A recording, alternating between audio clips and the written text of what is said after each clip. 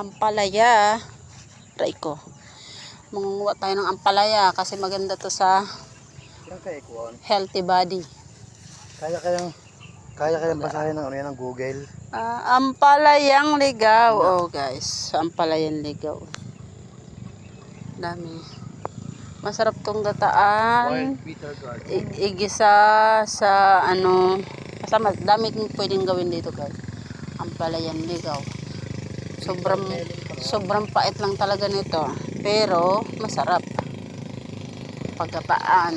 Tapos sardinas. Masarap to guys.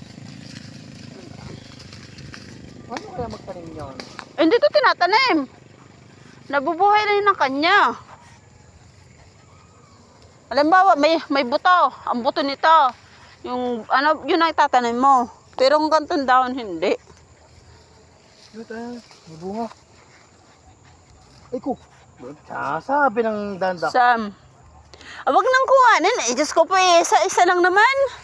Tatanim ko doon. Hindi yan mo. Wala, yan hindi yan. Dami na to. Ang dami na nito.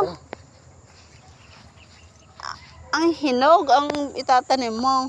At saka pa